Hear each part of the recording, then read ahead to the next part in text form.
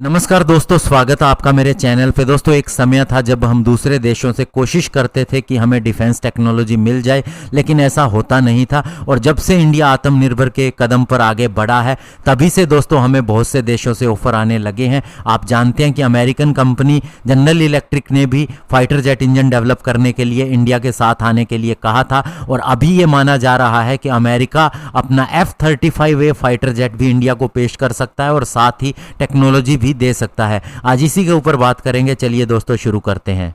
तो दोस्तों, अमेरिका की संसद की सीनेट आर्म्ड सर्विस कमेटी ने अब अपने नेशनल डिफेंस ऑथराइजेशन एक्ट के तहत पेंटागन को कहा है कि वह इंडिया के साथ में एंगेजमेंट बढ़ाए इमर्जिंग टेक्नोलॉजी रेडीनेस के लिए, लॉजिस्टिक के लिए। और उन्हें यह भी कहा है कि उनके इस लेजिस्लेशन के पास होने के 90 दिनों के भीतर ही वह इसको शुरू कर दे। और जिन टेक्नोलॉजी के ऊपर उन्होंने इंडिया के साथ में जाने के लिए कहा है वो है unmanned aerial vehicle, 5G, 4th से 5th जनरेशन एयरक्राफ्ट के लिए, और साथ ही बहुत सी चीज़ों पर जॉइंट रिसर्च और डेवलपमेंट करने के लिए। इससे पहले आपको बता दें कि 2016 के अंदर अमेरिका ने इंडिया को एक मेजर डिफेंस पार्टनर के रूप में डेजिग्नेट किया था। उससे आगे बढ़ते हुए 2018 के अंदर उन्होंने इंडिया को स्ट्रेटेजिक ट्रेड ऑथराइजेशन टायर 1 का स्टेटस दिया था, जिससे इंडिया को एक लाइसेंस फ्री एक्सेस मिल गई थी बहुत सी मिलिट्री टेक्नोलॉजी और ड्यूल यूज टेक्नोलॉजी के अंदर, जिसे डिपार्टमेंट ऑफ कॉमर्स कंट्रोल करता है।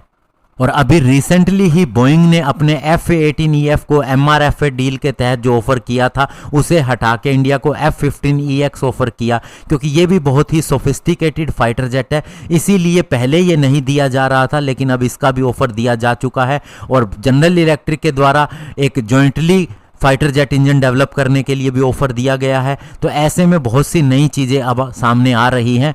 और अभी जो लेटेस्ट प्रोपोजल माना जा रहा है जो पेंटागन को दिया गया है, उसके तहत जो अमेरिकन वेपन सिस्टम है उनमें मुख्यतः F-35 फाइटर जेट को भी क्लियरेंस दी गई है, जिसे पहले इंडिया की रीच से दूर रखा गया था, यानी इसे इंडिया को ऑफर नहीं किया गया था किन्हीं कारणों की वजह से। और अमेरिका का house armed service committee bill highlight करता है कि यूएस के एलाई जैसे कि इंडिया है, उसे ऐसे वेपन सिस्टम प्रोवाइड किए जाएं जिससे वह चाइना के एग्रेशन से अपने आप को डिफेंड कर सके। तो ऐसे में दोस्तों ये देखना होगा अभी F-35 फाइटर जेट के लिए इंडिया के अंदर असेंबली लाइन लगाई जा सकती है या नहीं, और किस तरह की टेक्नोलॉजी ट्रांसफ़र होती है। हालांकि इंडिया का अभी ऐसा लग रहा है कि वह राफेल फाइटर जेट के साथ भी आगे बढ़ सकता है।